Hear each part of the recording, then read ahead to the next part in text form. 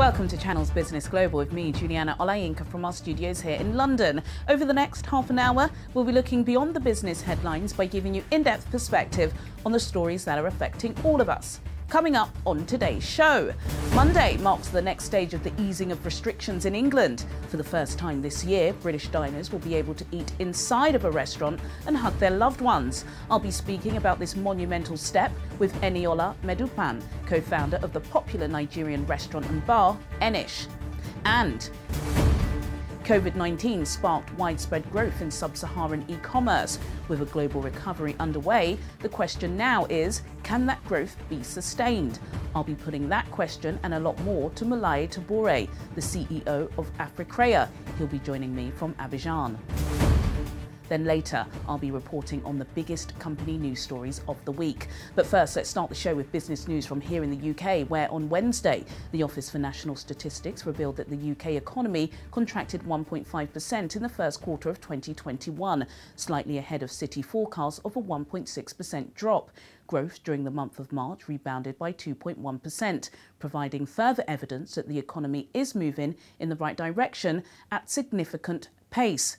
In other news, British Prime Minister Boris Johnson used the Queen's speech earlier in the week to press ahead with plans to scrap fixed five-year terms between elections, freeing him up to call an earlier poll. This is one of more than 25 bills that were outlined on Tuesday as government priorities for the year are ahead as Her Majesty officially reopened Parliament. Other key points of interest over the next year include the extension of 5G mobile coverage, new regulations spelling out how the government can support private companies post-Brexit, and new powers to build and operate the next stage of the HS2 high-speed rail line. With the traditional pomp and ceremony scaled back, the Queen sat alone in the main Lord's Chamber in her first major ceremonial duty since the Duke of Edinburgh's death. My Lords and members of the House of Commons, my government's priority is to deliver a national recovery from the pandemic that makes the United Kingdom stronger, healthier and more prosperous than before. To achieve this, my government will level up opportunities across all parts of the United Kingdom, supporting jobs, businesses and economic growth, and addressing the impact of the pandemic on public services. Legislation will be introduced to counter hostile activity by foreign states. My ministers will implement the integrated review of security, defence, development and foreign policy. The United Kingdom will host the G7 summit and lead the global effort to secure a robust economic recovery from the pandemic. My ministers will deepen trade ties in the Gulf, Africa and the Indo-Pacific. My government will continue to provide aid where it has the greatest impact on reducing poverty and alleviating human suffering. My government will uphold human rights and democracy across the world. It will take forward a global effort to get 40 million girls across the world into school. Well, for more on this, I'm now being joined by our business correspondent, Simon Pusey. Simon, there was a pretty scaled-back Queen's speech, wasn't it? Although it has rattled feathers from the opposition. Yeah, absolutely. So the Queen's speech, for those who don't know, is quite interesting because you get to see and hear the Queen. Obviously, it's the first major engagement that she's done since the death of Prince Philip. But you get to see her sort of rattling off a list of things from the government and using all their slogans. So there was a lot of levelling up talk, and it's always interesting hearing, you know, how she has to basically read it off a piece of paper. She's not party political and she can't be. So it's always interesting sort of seeing that. And yeah, the government have said over the next year they're going to unveil 30 new laws or bills, and some of them are pretty standard, things like plans to improve bus and train connectivity in the Midlands and the north of England, a bill to ease planning controls and increase house building in England. No one's really got any issues or controversial things with that. A lot of talk about levelling up, but one thing that was quite controversial is this new idea of voter ID and voter ID fraud. Now, the government want to or have unveiled proposals to have some form of ID when you go to the polling station. Now, last week there were elections, local elections across the UK, and everyone went and voted. But in future, it may be a little bit harder. At least you may need to take some form of ID, be it a driving license or a passport. And the reason that's a bit of a problem is that quite a few people, around about 11 million people in the UK, don't have a driving license or a passport. And so those people would be disenfranchised under these new rules. And a lot of people say that it's the Labour Party that this is going to affect the most in terms of negatively, and the Conservative Party are going to benefit from it. And now on the surface of it, having some kind of form of voter ID to stop fraud sounds like a good idea. But actually, if you look at how many people have been convicted of fraud or voter fraud in the last few years, it's one. There were 33 cases in 2019, but that amounts to just 0.00057% of all of the votes cast last year. So a lot of people are saying, why are we looking into this when we've got a global pandemic, we've got an economic crisis, there are a lot of other things that government should be doing. So that is a controversial thing. Obviously, it needs to be voted on in the House of Commons and the House of Lords. But something a lot of people are talking about. A few things potentially missing, people are saying, from this Queen's speech. A bill on dealing with the legacy of the Troubles in Northern Ireland. Obviously, a few months ago, we saw that flare up in relation to Brexit. So a lot of people saying, hang on, we should be looking a little bit more at Ireland and what happens there. Keir Starmer also attacking an absence of new legislation to fix the funding of adult social care. That's something that Boris Johnson said would happen when he took office. So all in all, yes, a scaled down version, obviously, because of the pandemic. There was no black rod knocking on the door, as we've used to seeing as is tradition, but still it caused a bit of controversy. And the opposition saying there wasn't enough for ordinary working people and not anything on adult social care. So obviously remains to be seen how much of those 30 bills actually get put into practice. But that was the Queen unveiling what the government plans to do over the next 12 months. Thank you, Simon. Now to our next topic. People in England will be able to hug loved ones, dine in restaurants and go on holiday abroad from next week, as the Prime Minister confirmed the next stage of the easing of lockdown would go ahead as planned. I can confirm today that we've met our 4 tests for further easing the lockdown in England, and Chris will run through the details in a minute. But with deaths and hospitalisations at their lowest level since last July, the UK's 4 chief medical officers today agreeing a reduction in the alert level, the data now support moving to step 3 in England from next Monday, the 17th of May. This means the rule of 6 or 2 households that has applied outdoors will now apply indoors, and the limit for outdoor meetings will increase to 30. From next Monday, you'll be able to sit inside a pub and inside a restaurant. You'll be able to go to the cinema, and children will be able to use indoor play areas. Pubs, cafes and restaurants will be able to host customers indoors for the first time this year. And one place that it's likely to see a flock of customers who crave Nigerian delicacy while listening to some good old Afro beats is Enish. And the co-founder, Eniola Madupan, joins me now. Last month, British businesses reported better than expected sales. A lot of people were cramming in the cold, trying to get a glass of wine and some supper. But then, of course, Monday is the proper grand opening. Are you optimistic that lots of people will be flocking to Enish? Thank you. First of all, thank you for having me on the show again. In regards to your question, yes, I do believe so, because I have been getting feedback from our booking line that we are getting a lot of people trying to book for Monday, Tuesday, next week, 3 months from now. So it's already getting us prepared that we need to get prepared for a flooding in of a lot of people. So fair enough that they still had the takeaway options, but they still want the whole dining in, face-to-face interaction, socialism. And yeah, I think we would get back from where we dropped off before the lockdown. Are you expecting, when people do come back into restaurants, that they will be spending as much? I have been to your restaurant a couple of times. I know people do like to buy those pretty expensive bottles. Are you expecting the same thing this time round, or do you think there will be some notable changes? I think it's a bit of 50-50, but I think at first they will spend as much, being that it would be more about a celebration, getting back out there and being able to hang out with friends and families in a restaurant. So I think at first they will spend there and then maybe die it down a little bit, then average it out again. So I just think I would say, I'm thinking from a human point of view, and for me personally, I would like to splash out like, oh yeah, we're back again. Let's have fun. Let's interact. It's been a while. I've seen you. It's been a while. We've had a one-to-one, and then maybe gradually die down a little bit, but then you end up averaging it out, like leveling it out that, okay, so this is my standard, my normal spending in restaurants. So I'm more optimistic about this, to be honest. Yeah. Good. And so you should be. Let's go back a little bit, Eniola, because it has been a tumultuous 12, for some sectors, 18 months. There were lockdowns and you were able to open again. Then you were locked back down again, especially on mainstream media in Britain. You tend to hear from Michelin-starred restaurants and some of these celebrity restaurateurs. We haven't heard really from the Afro-Caribbean sector. What has it been like, and how have you managed to cope? It was very slow. We had to cut down with the hours for the staff, especially. But the good thing, or the only thing I could say was, luckily enough, you had the option of takeaway only. I think some of the problems that some restaurants had was that was not necessarily an option for them at first. They needed to adapt to that.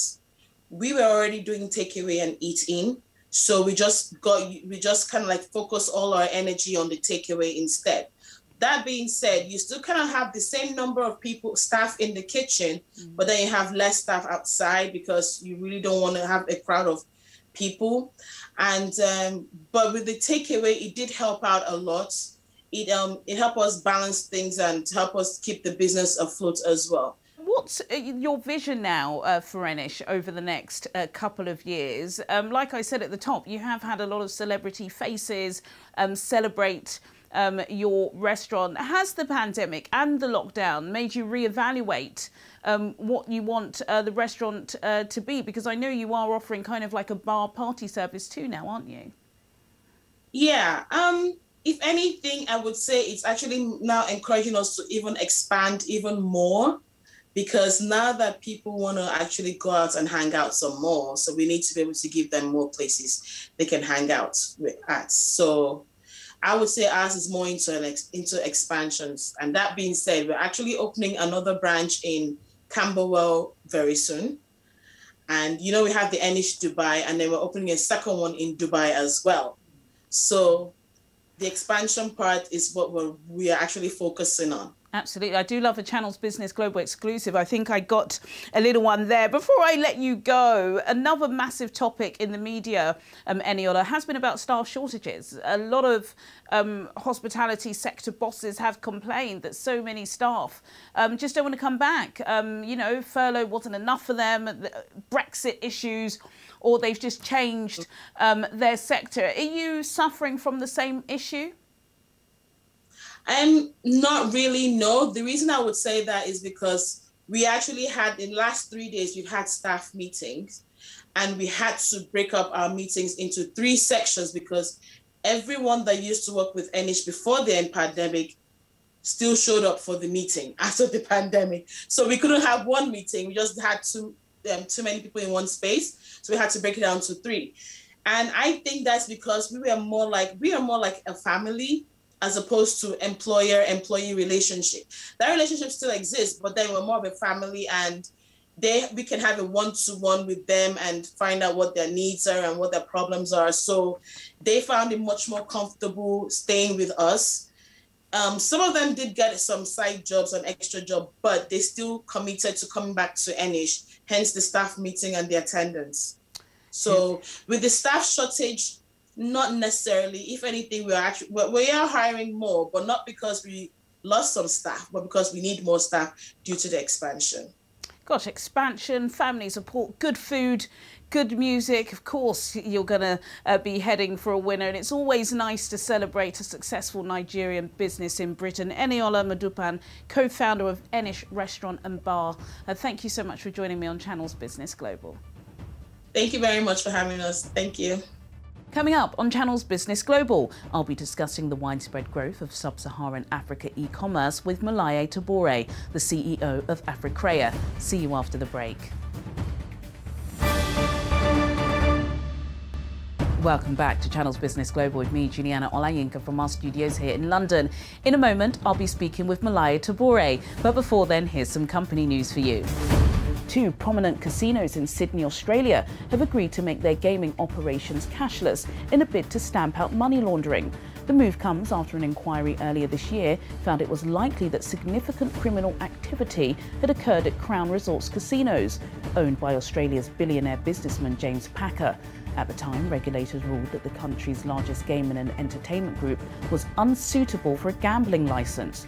Crown has since been under immense pressure to reform its operations. The group have also agreed to stop bringing in international high rollers, and they will prohibit indoor smoking. China's once-in-a-decade census has shown that the population of the mainland stands at 1.41 billion people as of November 1st, 2020, marking the slowest growth rate since the 1950s. The country's National Bureau of Statistics Commissioner attributed the decline primarily to a continued drop in the number of women of childbearing age, a delay in giving birth, and rising costs of raising children. Chinese mothers gave birth to 12 million babies in 2020, down 22% from the previous year. Observers believe the controversial one-child policy, abolished in 2015, is still driving the growth decline in the world's most populous country. Significant fuel shortages have emerged on America's East Coast as panic buying by motorists has drained filling stations. Earlier in the week, the governor of North Carolina declared a state of emergency, and there are reports of petrol stations running out of fuel in Georgia, Florida, Alabama and South Carolina. The frenzy is linked to the shutdown of the Colonial Pipeline following a ransomware attack last weekend. Colonial transports 2.5 million barrels of fuel a day and is the source of nearly half the US East Coast fuel supply.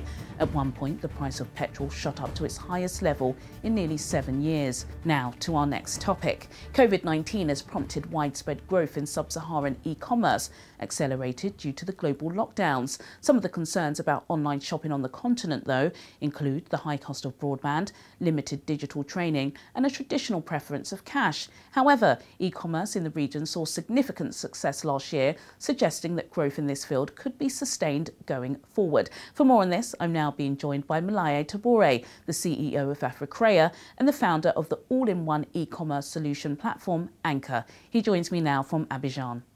Malaya Tabore, thank you so much for joining me on Channels Business Global. Despite the shift online in the global north and obviously the pickup during the pandemic, sub-Saharan Africa still has the largest informal economy in the world. How are you going to make web payments and the monetization of this sector accessible to all? Thank you for having me today. And yes, making it accessible goes in for two ways. First, we need to allow everyone and anyone to have access to, yes, global methods of payment for the buyers, but also local African methods for the sellers. So because the idea for us is to try to get both worlds to meet through our wallet that we offer on Africrea and Anchor, both our services. Any seller can provide links to buyers on WhatsApp, Instagram, or their social media, or their website to pay globally with any cards or method they want, but they can withdraw the money either using our Visa cards or using local payment methods like mobile banking in Nigeria, and M-Pesa in Kenya, or Orange Money in West Africa, for example. Absolutely, I know. So that's the first step. I think it's to bridge the two type of payment solutions together. Absolutely. E-commerce logistics have definitely evolved. I think Africrea are a testament to that. You don't have to fear when you're buying online in Africa anymore. But of course, there are still hurdles. What are some of those hurdles that Anchor have faced over the past couple of months? I guess, like you said, on the Anchor side, I think the next couple of months was especially challenging with Brexit, for example, because a big part of where we ship and our sellers sell is in the UK. So Brexit introduced a level of complexity with customs and controls that were not there yet. But thankfully, with our partner DHL, we were able to help get most of our sellers' packages arrive on time to the customers. And we expect that to continue during 2021, even though Europe will also have their own increased control on customs. So basically, yeah, the world is changing. Commerce is still possible, but we need to be, I might say, prepared about it, and we try to be with Anka the best partners for anyone that wants to sell globally on all aspects. Absolutely. I was just joking with you offline, Malaya, that you're obviously incredibly successful at the moment, no less because of the pandemic. Africrea has recorded over 500,000 visitors each month. Most of those visitors are coming from here in London, across Europe and in North America. How have consumer habits changed during the pandemic? So what were the customers like beforehand? What are they like now? And how do you expect further changes as we emerge out of lockdown? For instance, in the UK, of course, high street can't compare with online, but retail are starting to see more footfall. Some people do like to feel and touch their clothes before they buy, don't they? Sure. There is always people that would like to rather touch before buying. Our goal is to try to get people to experience and especially to get to know the product and the story behind it before buying. On Africrea, notably, you can discuss with any seller on the platform even before buying. You have a button to talk to them, to ask any question you might have on the product story, usage, and obviously to customize it for yourself. And I feel that's a big part of the evolution of the buying online, especially during the pandemic. I felt like people were not just buying, myself, for the item itself. It was also to travel in a way, to find a way to evade from the confinement of the houses. So, you know, when you buy African products, you get a part of Africa that you can represent. And you get the chance at your next Zoom meeting to show out with your beautiful clothing. And I feel like, although we had a lot of houseware and comfort wear during the pandemic, going much global, mask, obviously, for security, now that the lockdowns are easing up, traveling is coming back, I feel like this summer is going to be another outing summer.